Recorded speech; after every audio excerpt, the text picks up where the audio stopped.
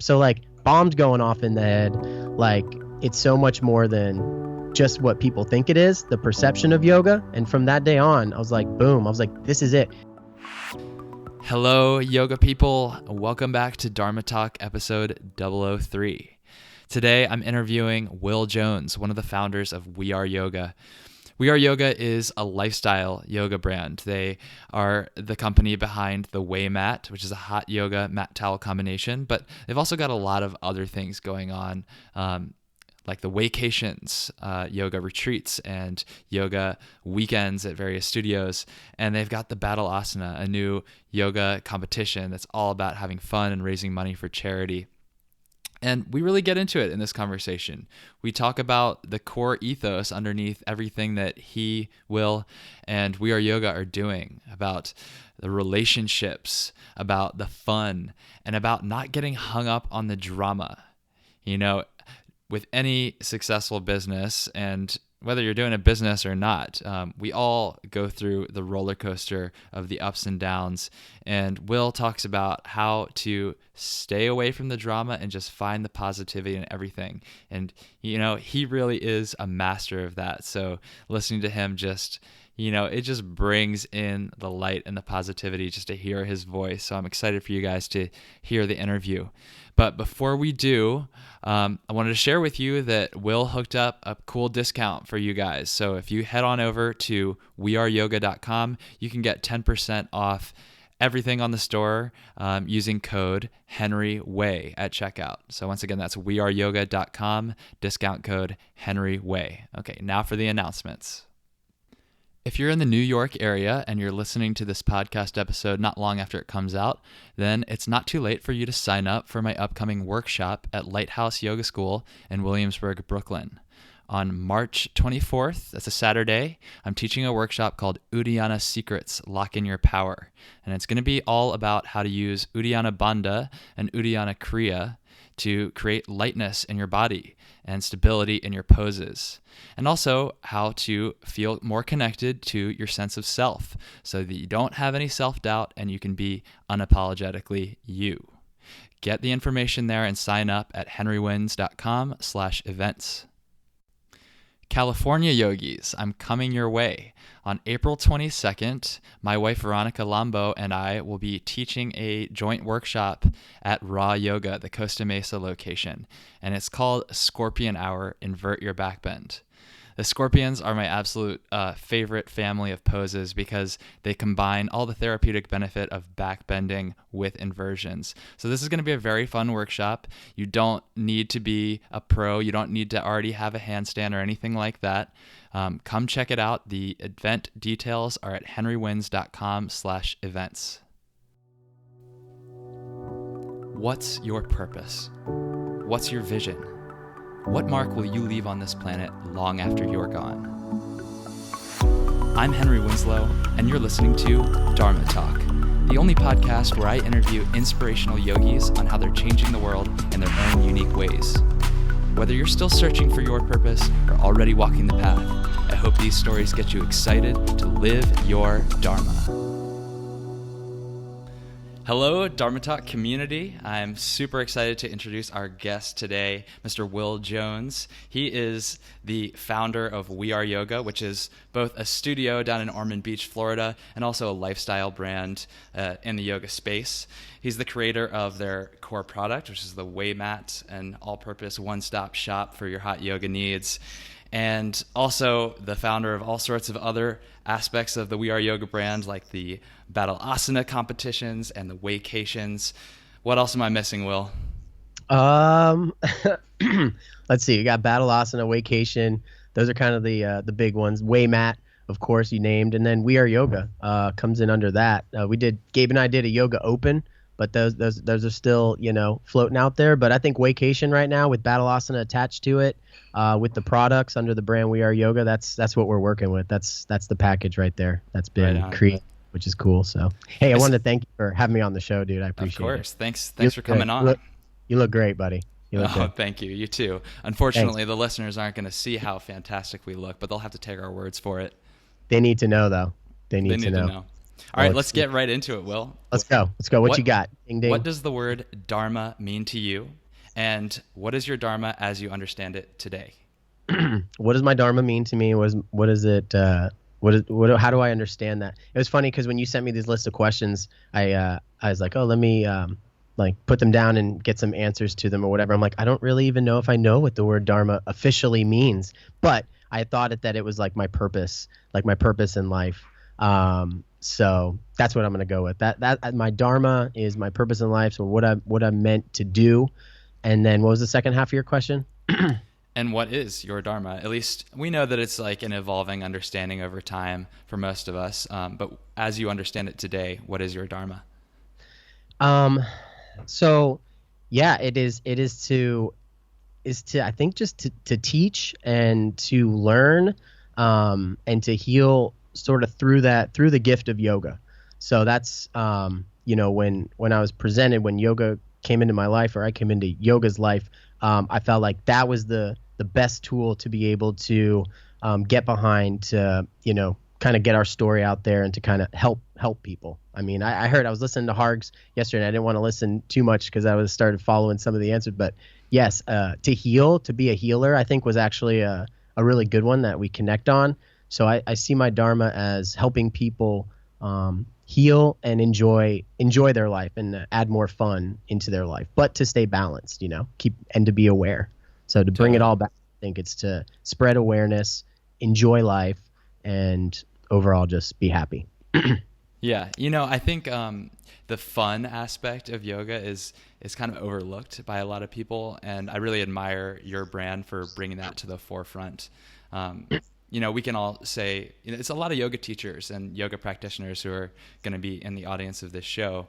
And to get really specific into it, I think there's something about your brand that makes yoga more fun and more accessible and about being happy. So like I said, I really respect that.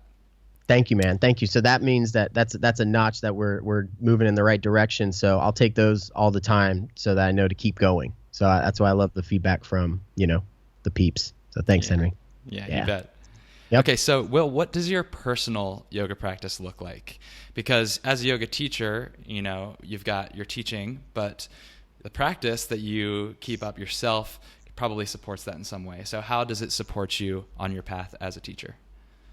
Right. So my practice these days, so I'll just back it up from today. I teach every Monday and every Thursday at 10 o'clock at our studio. So we're also studio owners for 8 years here in Ormond Beach. And so I created a class kind of based off a beginner series. I call it Way Happy because I like that intention, right? Like you're there for your happiness. And there are definitely more, options to modify or get as advanced as you want, kind of take your practice to whatever level you need to, especially that day. So my practice, it's twice a week. It's actually a little more teaching than it is taking these days, but I still make time to kind of physically practice, whether it is yoga, sometimes more at home.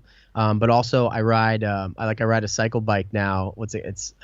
I would drop the name, but they don't give us really any money for doing that. So, but I ride a super spiffy New York style company bike, for lack of a better word, we'll call it the Pendleton.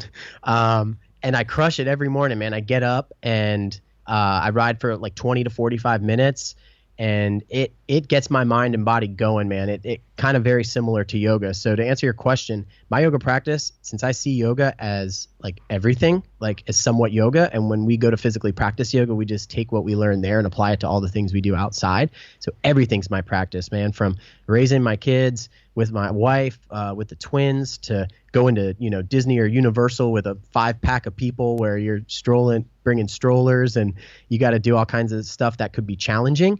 And then, not freaking out in those moments and trying to step back and enjoy and be aware that like, hey, we get to do this. This is amazing. So a couple times a week at the studio teaching and riding the bike and actually doing these podcasts now is my extension of my yoga practice. So I was stoked to see that you were doing the same thing and that we can get on each other's show and keep spreading that. So that's my yoga practice. Everything we're doing right now, even. Totally. I mean, I was so Excited to see that we were on the same wavelength in that regard too, coming out with the podcasting at the same time. But you're right. Yoga is everything that you do. It's not just the physical aspect of the practice, and even at the physical level, it's not just the poses. You've got the what did you call your bike, the Pendleton for Pendleton, because we want to keep it confident. It's all good stuff. So like when I'm on the bike, right, like you have to have the good form. You have to have the spine in right alignment. You have to have the shoulders drop back, the elbows in. You got to come from your core, bring your midsection in and try to ride with your power, which comes from your core and comes from your legs and not from bad posture. All that stuff, man, we learned in yoga as well. So like wherever you're learning it is great, and wherever you're applying it correctly is yoga, is that awareness. You take that with you. So all those places. So I see that as yoga, and I don't feel like after 15 years of practicing yoga, I don't feel like I'm missing out if I don't get in the room and do stuff. Not to say that like that's not an amazing time to be able to just, enjoy and get your body and mind back in line, but extend it outside of the room, I think is really where my practice is. And yeah, there are all these opportunities to apply the learnings that we get on the mat and take them elsewhere. And I think that's pretty central to your mission with We Are Yoga too. It's like everything is yoga. Right. We are yoga, right? Right. So maybe you can absolutely. Maybe you can take us back to a story in your past where you kind of had that realization, and totally you discovered something set in motion in your mind that yoga doesn't have to be this like strict definition of, Warrior 1, Warrior 2, or, the Bikram series, whatever it may be. Right. And then when you realized that, there was something in you that said, I have to get that message out there. Right. So let me clear my throat. So back in, I did teacher training. I started practicing like 2005. My story is, of course, it's a cute one. My mom brought me to yoga class when I was like in college, when I was visiting home, and I thought it was like kind of the craziest but gnarliest thing I'd ever done. And I was really like hungry afterwards. I had this like appetite, right? I was like, oh wow, this is great. And I had some bagels, and I was like, man, this is living right here. Flash forward 2 years later, I moved to Los Angeles, California.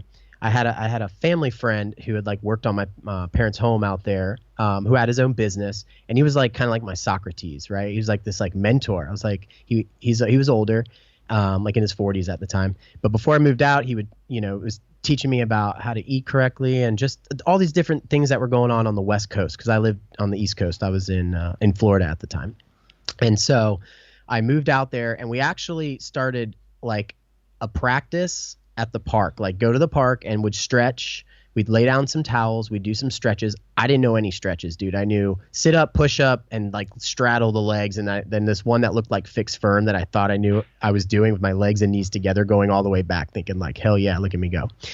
About 6 months of that, we geared up. We did a bunch of Tony Robbins courses.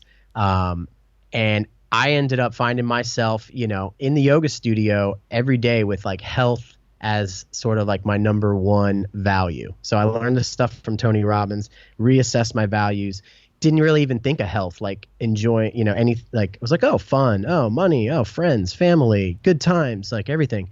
So I was like, let me slide health up there into number one, and then, reorder these values. So after I did that, I found myself going to yoga at least 3 or 4 times a week. Dude, I was never a super hardcore person. Like I needed to go 7 days a week, although I worked myself up to maybe like 6 days a week and did a couple challenges, whatnot. But anyway, so I go to teacher training 2008, roughly 2.5 years after I've been practicing. And about week 2, I ran into and met what would turn out to be my future wife. Right. So Erica. So Erica and I connected at teacher training in about week 2. And then we ended up staying together because after 9 weeks, in heaven there, we were in Mexico. So we had quite a good time.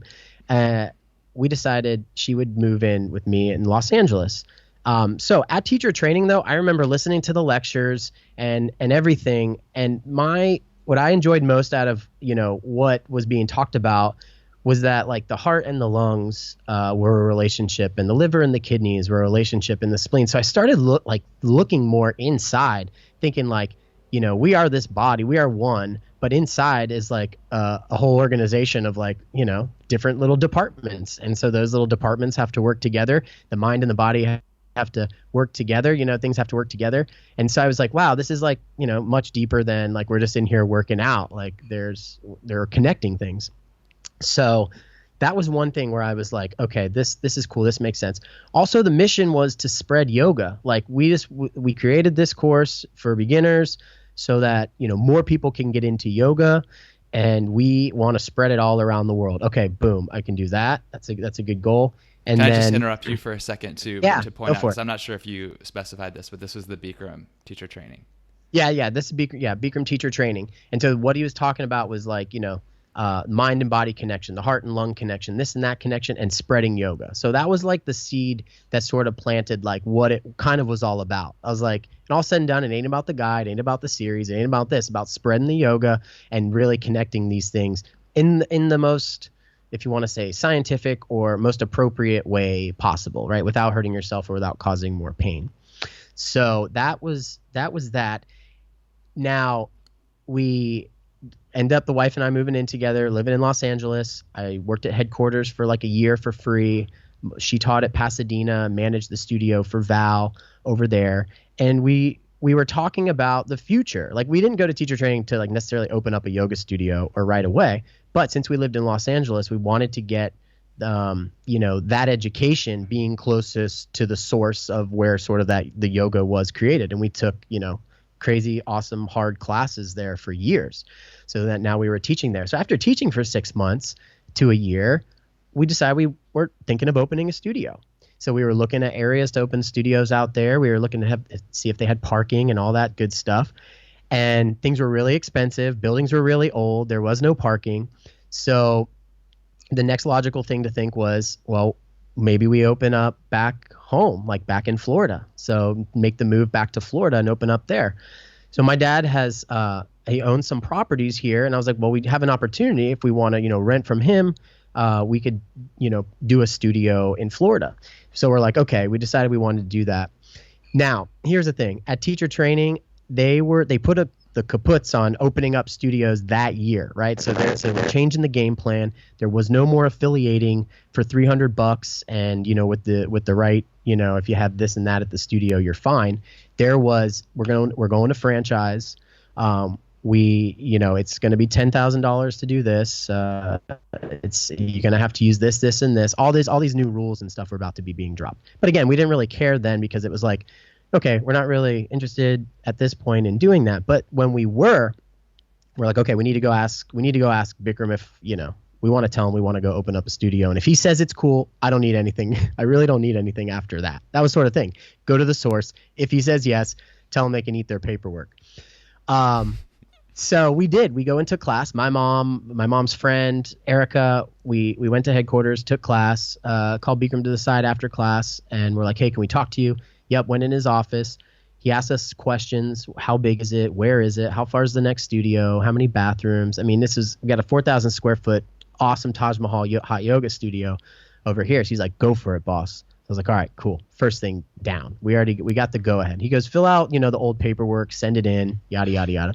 So we do that, of course, send them all their paperwork. They lose the paperwork, we move to Florida. We start our process. All right. It took like 7 to 9 months to open. We didn't really get to, we tried to practice at some of the local yoga studios over here, but they were a little annoyed at us for opening up a studio that they thought was like renegade, because they were calling headquarters like, hey, there's a studio opening up. They're like, no, there's no paperwork. There's no paperwork for that. So we're like, oh, great. So here's the drama. So now here's where I started to see like, the ups and downs of like, there's a roller coaster ride that goes on in this whole process. And it's like really what you believe to be the best, or you believe to be right. If you just are, stand behind that, then things are going to work out. And that ended up being our philosophy. So that's that. But let me answer an old question.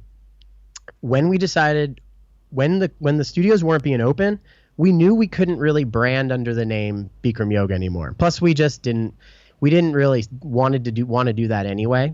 So we're sitting in our house in Los Angeles, and we go, what are we gonna call ourselves? Like, what do we want to, we can do whatever we want, like we can be whoever we want. If we can't go under Bikram, we just make up our own name, which was way more freeing anyway.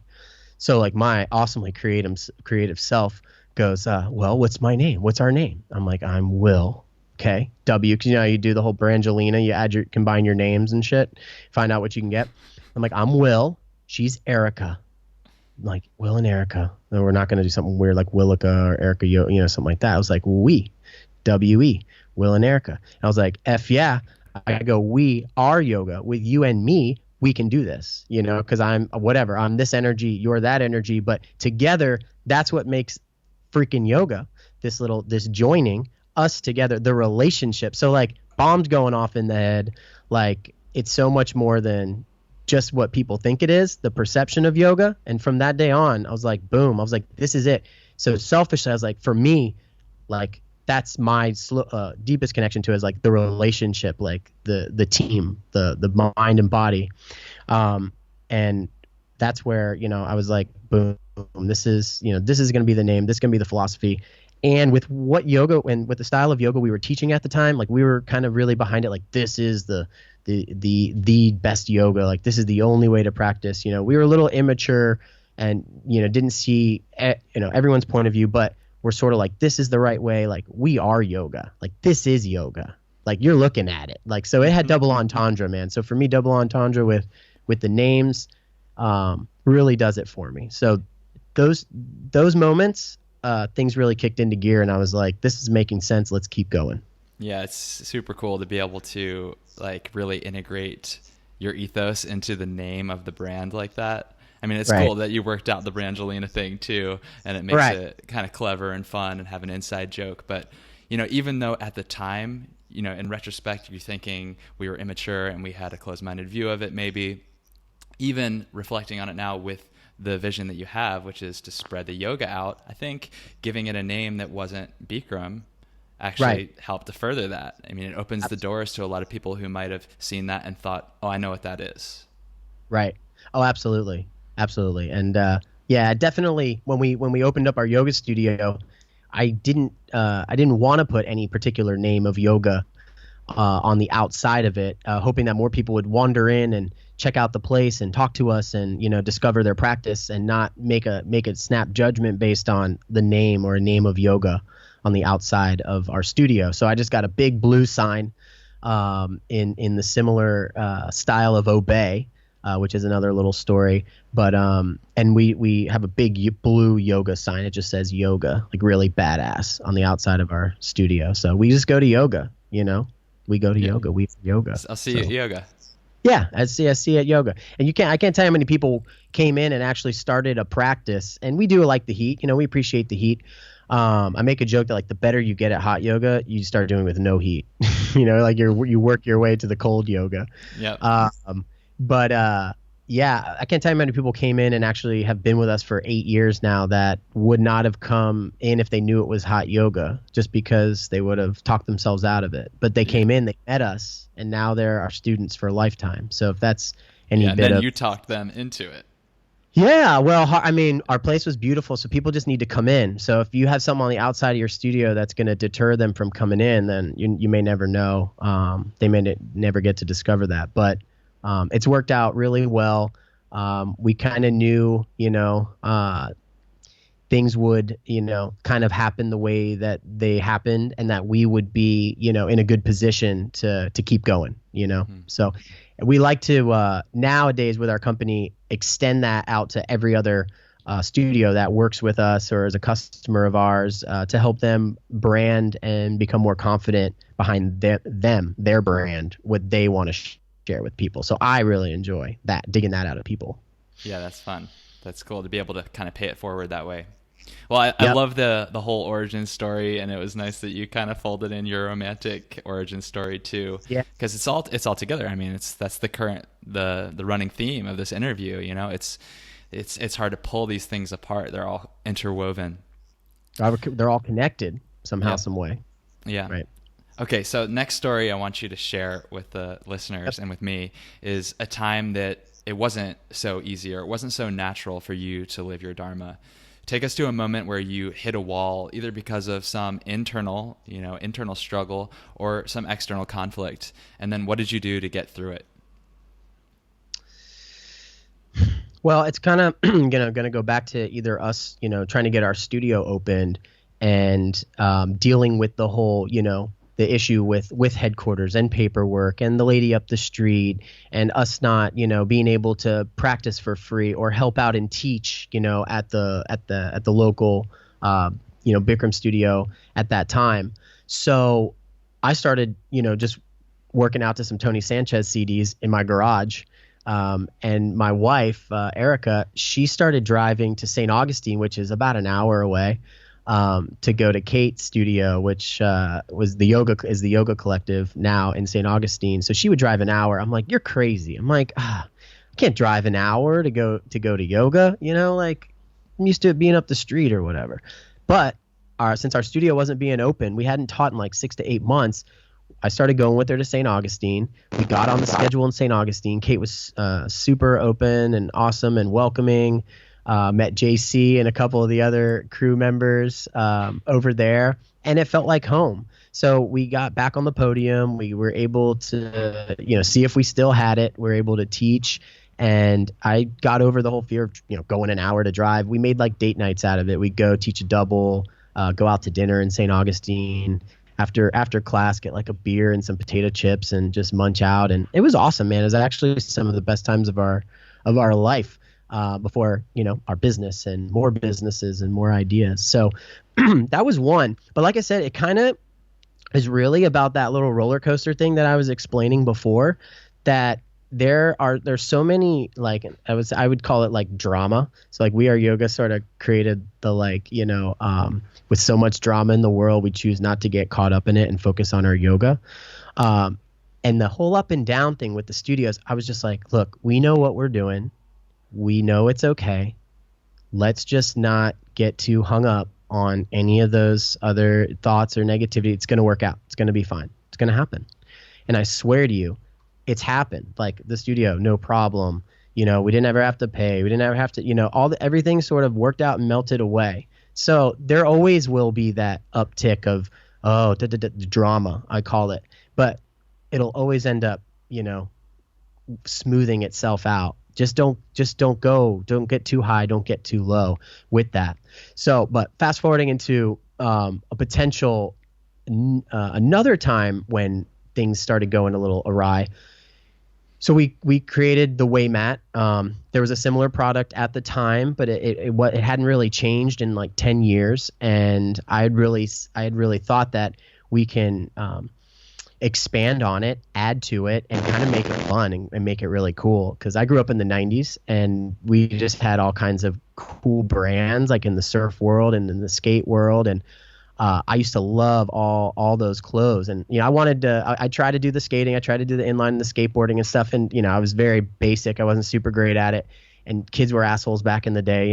They'd be shouting out poser and stuff like that. But what they were really trying to tell me was that was my dharma, was to be a yoga poser, and that I needed to a pose game on. And They're so just I was helping you out. They're just gurus in disguise. They were gurus in disguise. So I saw the real opportunity to kind of like do some really cool stuff in the yoga world with kind of some like just some boring products, the rubber yoga mat, these fancy towels. And when you own a yoga studio and you buy retail and you're spending lots of money on stuff, it starts to get annoying, because I spent $20 on like a hugger mugger mat and I had a towel. Like, why do you need to go spend a ton of money to go, sweat and have a practice?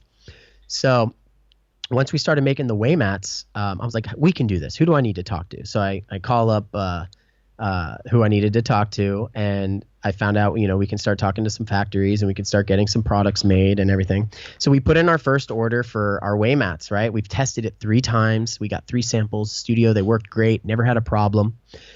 We get our first order of 2,000 mats, right? 1,000 pink and white, 1,000 pink or white and black. And we get the mats in, and I'm super excited about it.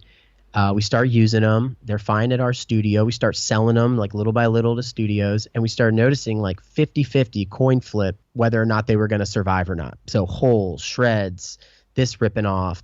I'm like, oh my God, you got to be kidding me. We never really tested them out in the public. And the public has all the different washing machines and the different agitators. And I had a front load washer at our studio. They're washing fine, testing fine. So our first big lump came right out of the gate with WAYmat, where we could have probably, been like, look, this probably isn't the best thing to do. But we swallowed our pride and made the corrections that we needed to, and we got back X amount of percent, like 40% of the mats for being defective. And just since we were small enough, just went back to all those customers and we're like, look, whatever it takes, here's mats, try these out, let us know, we're right here for you. So that was a blessing that we were able to kind of figure that out early. And from that issue, we were actually able to get some perks from the factory that really helped us have more variety and be able to do more. So instead of having to make so many mats at a time, we were able to make, less mats and do more colors and things like that. So that little issue turned out in my eyes to be like a pretty awesome blessing for us as well. So to try to find that positive in the negative was that. So yeah, from both of those stories, like I'm taking away that, you have these things come up in your life that are out of your control, whether it's in your business or your yoga practice, whatever.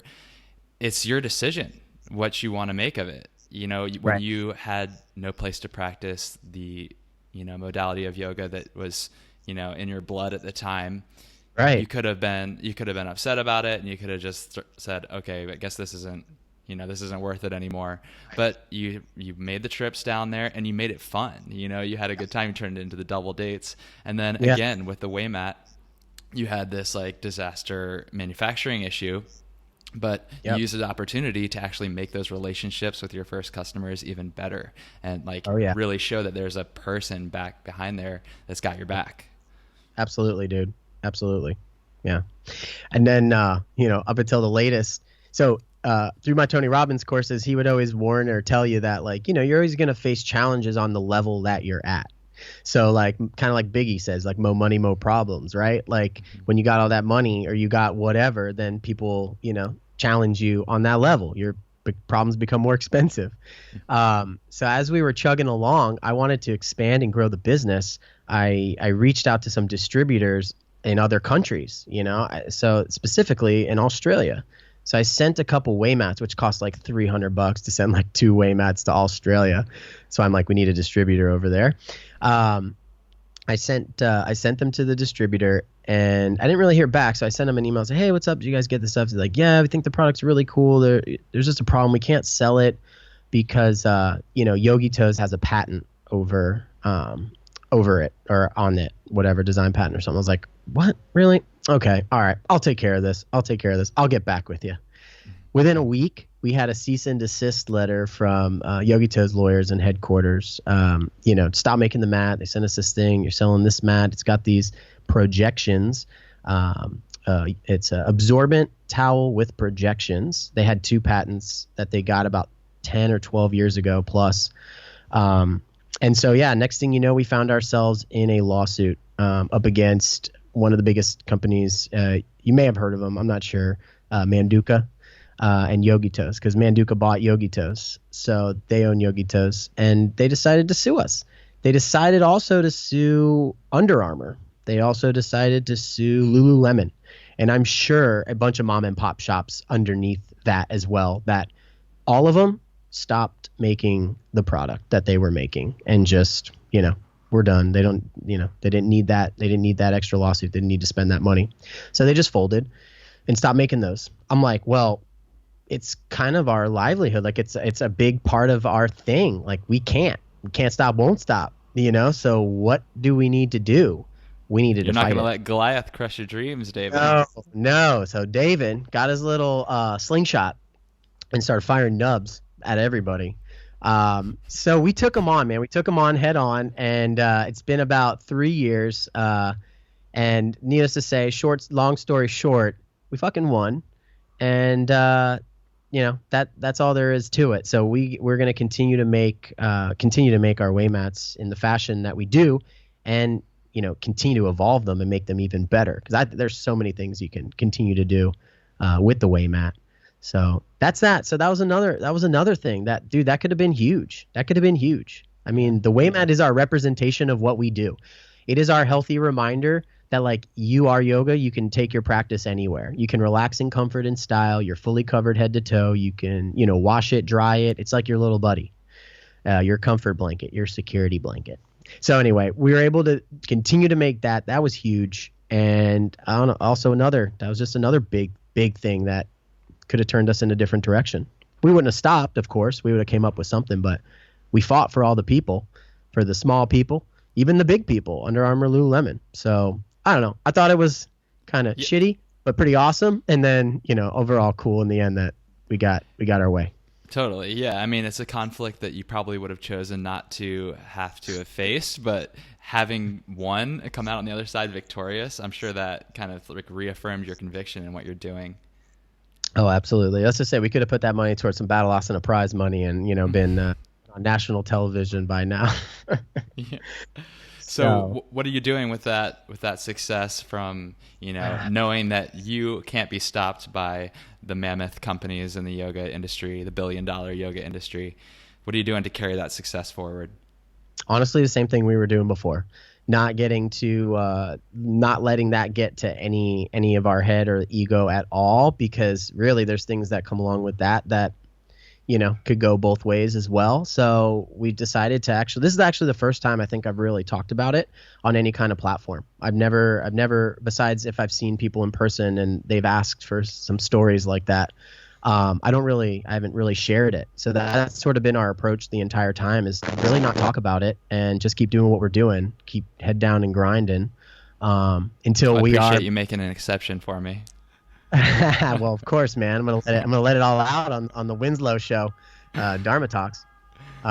So yeah, dude, we've continued to do kind of what we're doing, do our job, make the best products that we can, keep refining, keep tweaking, keep evolving, keep the keep all the projects going, and that's what we're doing with it. I don't know, maybe Under Armour, maybe they want to give us a shout, maybe they want to collab. I don't know, but we got a brand. We got to stay on our brand and make it the biggest, baddest, best, awesome, coolest brand we can, because at the end of the day, it's sometimes all you have.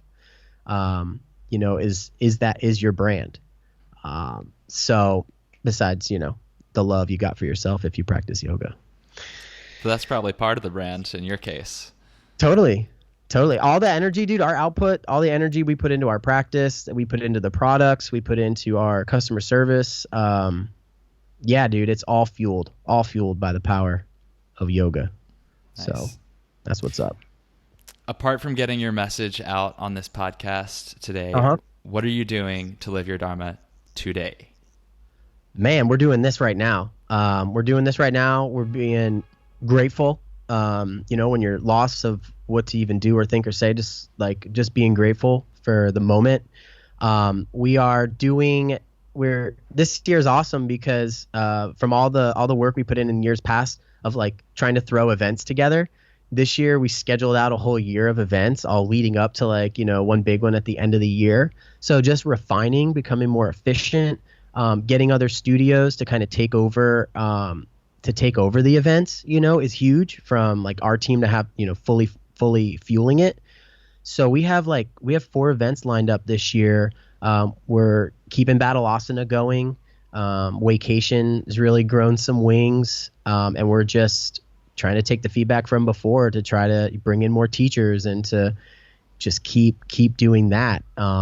So I feel like through those and with what we have going on the clothing side and with the custom team shops and all that, I think that's all a part of living out my Dharma, our Dharma. Of course, I am too. I would say we, which my dad would always say, "What do you have, a mouse in your pocket?" No, but we are doing the yoga projects, man. Yeah. Yoga projects. Of course. What else? All you right. got? Well, yeah. We're gonna go on to the prana round now. The prana round, I'm gonna ask you 6 rapid fire questions, and I ask you to answer in 1 word or 1 sentence max. Okay, you ready to roll? Yeah, let's go. In one Yeah. word, why do you practice yoga? Life. What's your favorite yoga pose and why? Standing head to knee. Because if I can do that, I know I'm doing something right with my practice. What's the single best cue or piece of advice you've ever received from a yoga teacher? Inhale, belly rises. Exhale, belly falls. It's all about that breath. Oh, baby. actually, another one is before I went to teacher training, I had my advice was from this awesome yoga instructor to cheat, and one of them was to cheat, and one of them was to kill yourself. So in between cheating and killing yourself was pretty solid advice. That's the middle road. Okay. That's it. Recommend one book, modern or ancient, for our audience. So this one, I like biographies, or so I like to read about people that I grew up thinking were pretty awesome, or I didn't know about, but I thought what they did was awesome. So I read books like Steve Jobs or Andre Agassi, and then like Phil Knight wrote a good one called Shoe Dog that was inspiring. So, and then of course I encourage anyone to read books of people that they liked growing up as well. So I second the recommendation for Shoe Dog. That's an awesome book. Isn't that cool, man, to hear hear the story? So good. As if traveling to Japan back and forth as like a young kid, like 60, it's cool stuff. Okay. Last one. Yep. Is yoga for everyone? Of course. Duh. Okay. All right. Well, how can our audience get in touch with you, and how can we support you in your dharma? You can easily check out everything that we are up to at weareyoga.com. You can reach out to our team at any time at team@weareyoga.com to share your ideas, collaborate on future projects. And then, we try to keep it simple. Like if it's Battle Asana you're interested, check out battleasana.com. If it's WAYcation you're interested in, WAYcations.com. But again, they're all under that hub, weareyoga.com. You can add us at We Are Yoga Instagram, at One We Are Yoga on Twitter, all that good stuff. Facebook, we're on all the platforms, Henry. Good stuff. So when in doubt, We Are Yoga, hashtag We Are Yoga. Check out the images on Google. Dominate. It's been a blast having you on, Will. Thanks so much for joining us. We'll see you at the next one. Henry, I appreciate you, man. I'll see you soon. Have a great day. Namaste. Namaste. If you liked this show, if you liked Dharma Talk, please do me a favor and subscribe, rate, and review on iTunes or whatever platform you're listening on, because that is the number one factor that determines whether this show gets in front of more people who can benefit from it. So appreciate you taking the time. I know it's not the most convenient thing to do, but it makes a world of difference.